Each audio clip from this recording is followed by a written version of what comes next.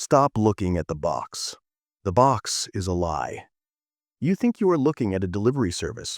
You think you are looking at a store that sells socks and HDMI cables at razor-thin margins because they love you. That is the hallucination they need you to maintain. In reality, you are staring at the most sophisticated surveillance apparatus ever constructed, funded by the American intelligence community, and disguised as a shopping mall. Amazon is not a store. Amazon is a logistics company that runs at a deficit to bankrupt your local economy, subsidized by a cloud computing monopoly that hosts the Central Intelligence Agency. The brown box isn't a gift. It is a Trojan horse. And Jeff Bezos is not a merchant. He is an extractionist.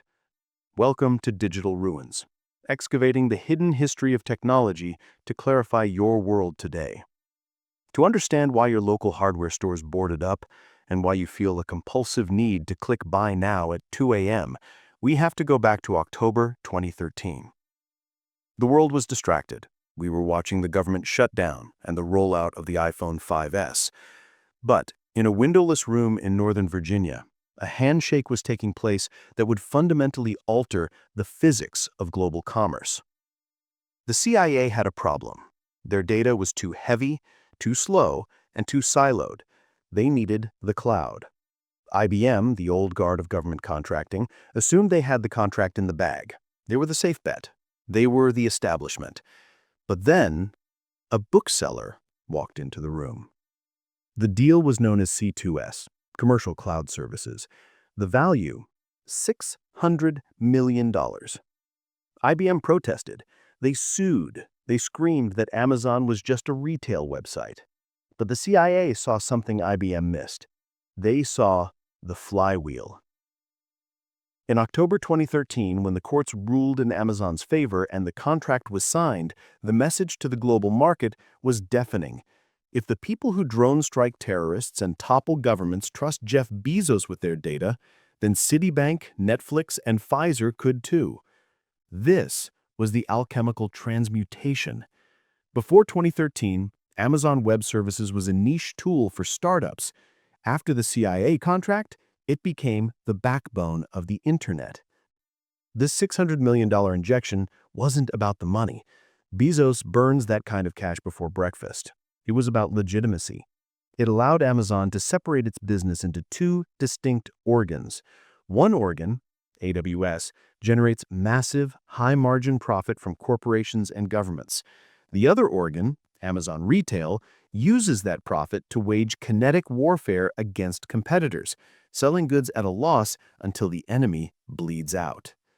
You think I'm using hyperbole? Let's look at the autopsy of diapers.com. The year is 2009. A company called Quidsy, founded by Mark Lohr, is beating Amazon in the parenting game. They have better customer service, faster shipping, and loyal mothers. Bezos didn't try to compete. He tried to kill. Amazon deployed pricing bots to monitor diapers.com. Every time Quidsy lowered a price, Amazon's algorithm automatically undercut it. But that wasn't enough. Bezos authorized the Amazon Mom program. He offered a 30% discount on diapers. According to internal emails later surfaced by the House Judiciary Committee, Amazon executives admitted they were losing $7 on every single pack of diapers they shipped. They were setting mountains of cash on fire. Mark Lohr and his board did the math. They calculated that Amazon was willing to lose $100 million in 3 months just to destroy them. Quidsy couldn't survive a war of attrition against a company that didn't care about profit. In November 2010, Quidsy surrendered. They sold to Amazon for $545 million. And what happened next? Once the competition was dead, the discounts vanished. Amazon shut down diapers.com entirely in 2017. The Amazon Mom perks were quietly eroded. This is not capitalism.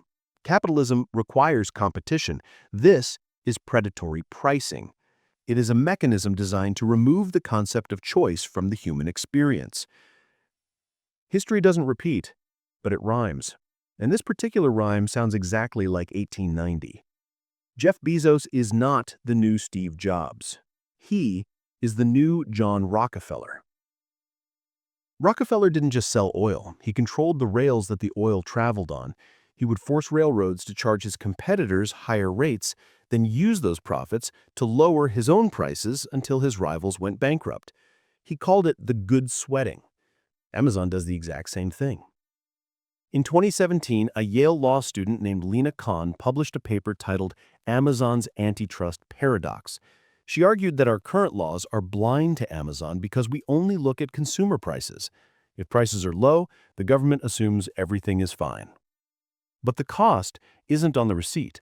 The cost is in the infrastructure. If you are a startup today, you have to pay the AWS tax to host your website. If you are a seller, you have to pay the FBA tax to get your goods to customers. Bezos owns the railroad, he owns the oil, and he owns the store that sells the lamps. So where does that leave you? You are not the customer. You are the resource. Every time you use Amazon, you are feeding the machine data. They know what you read, what you watch, what you eat, and when you ovulate. They use this data not to serve you, but to extract maximum value from you. Have you noticed that Amazon search results have changed? You used to search for batteries and get the best Duracell option. Now, you get a wall of sponsored ads followed by Amazon Basics batteries, which are just cheap knockoffs that Amazon manufactured after seeing the sales data of the other guys. They have hollowed out the concept of a marketplace. It is a casino where the house knows your cards. And while you enjoy the convenience of next-day delivery, the supply chain that brings it to you is grinding human bodies into dust. We have traded our community, our privacy, and our economic agency for the convenience of not having to leave the house. Here is the system stripped naked. In 2022, Amazon's online store lost nearly $3 billion. In that same year, AWS made $22 billion in operating income. Do you see it now? The store is a loss leader. The store is a charity case. The cloud business, funded by the CIA, the Pentagon, and the Fortune 500, subsidizes the destruction of retail. They can afford to lose money on your socks forever because they're making a killing hosting the servers for the NSA. They are using government-backed tech money to strangle the free market. They don't cure the patient because a cured patient is a lost customer. They keep the patient addicted to the drip of prime while they harvest the organs in the server room. Amazon is not the store. It is a utility that is rapidly becoming a government. But technology breaks, algorithms drift, and empires that are built on the suppression of competition eventually rot from the inside. Stop looking at the box. Look at the wires. The technology breaks, but the history remains. Subscribe to Digital Ruins to understand the pattern.